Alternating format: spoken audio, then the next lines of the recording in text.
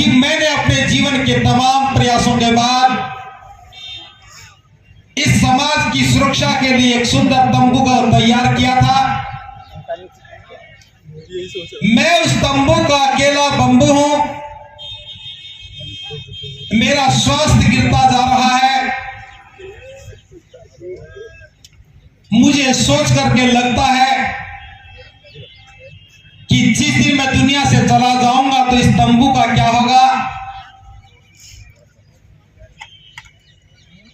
मैं उस एक नौजवान को नहीं ढूंढ पा रहा हूं जो इस तंबू का बंबू बन सके।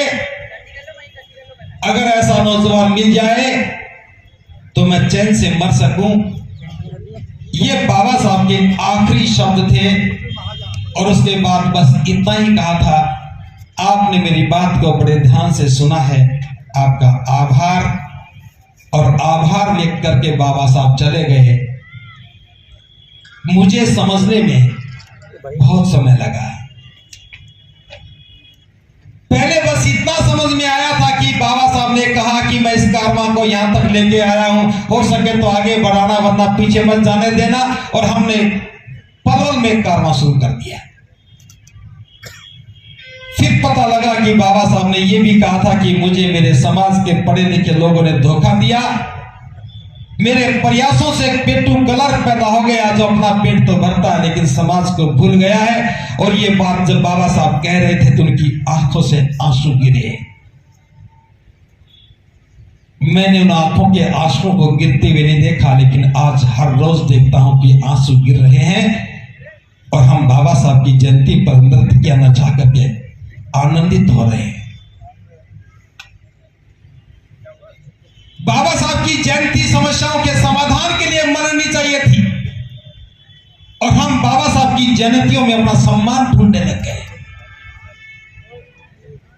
जो बाबा साहब की जयंती समस्याओं के समाधान के लिए थी उसमें हम अपना सम्मान ढूंढ रहे हैं।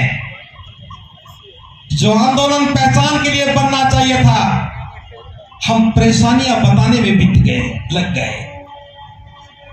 हमें विचारधारा स्थापित करनी थी, हम भवन निर्माणों में लग गए।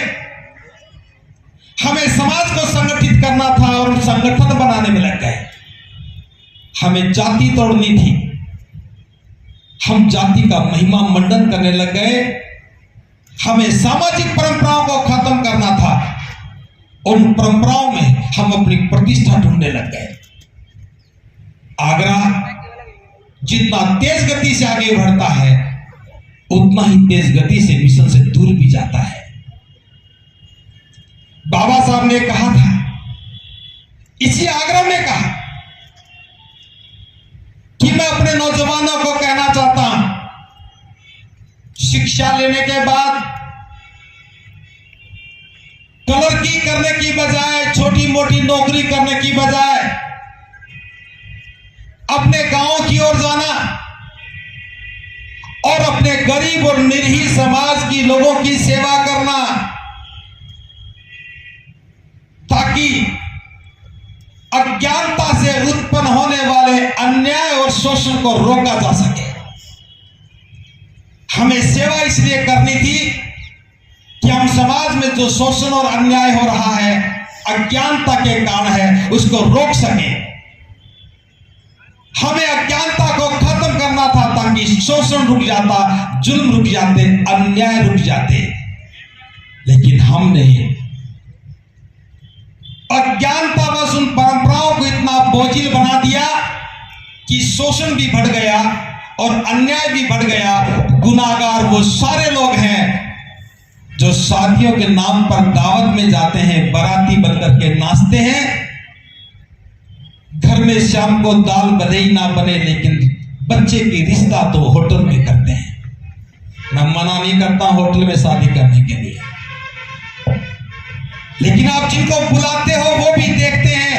आपकी हैसियत हो सकती है कि होटल में शादी करने की, लेकिन जिसके आपके निमंत्रण पर जो आया है उसके सामने चुनौती खड़ी हो जाती है कि मैं भी अपने बच्चे की शादी कैसे करूंगा, रिश्ता होटल में कैसे करूंगा। समाज कर्जदार होता चला गया, कारोबार चौपट होते चले बाजार की दुकानें, बस्ती के मकान बिकते चले गए, देहात में शोषण बढ़ता चला गया, लेकिन हमें होश नहीं आया और बाबा साहब के आंसुओं की कदर हम कैसे कर सकते थे जब वर्तमान में होती हुई घटनाओं को हम नजरअंदाज कर रहे हैं, समझ नहीं पा रहे हैं। बाबा साहब ढूंढने के लिए आए थे आगरा में कोई तंबू का बम्बू बन जाए, ढूंढ नहीं पाए। अपनी इच्छा को लेकर के, हसरत को लेकर के बाबा साहब दुनिया से विदा हो गए। हम जयंती तो इस खबर को देखने के बाद क्या है आपकी राय, नीचे दिए कमेंट बॉक्स में दीजिए अपनी राय। ऐसी तमाम बड़ी खबरों को देखने के लिए जुड़े रहिए हमारे साथ। खबर अच्छी लगे तो लाइक कीजिए और शेयर कीजिए, और हाँ, चैनल को सब्सक्राइब कर घंटे वाली बटन को दबाना ना भूलिए। फिर आते हैं आपके बीच कुछ खास खबरों के साथ, तब तक के लिए जय भीम।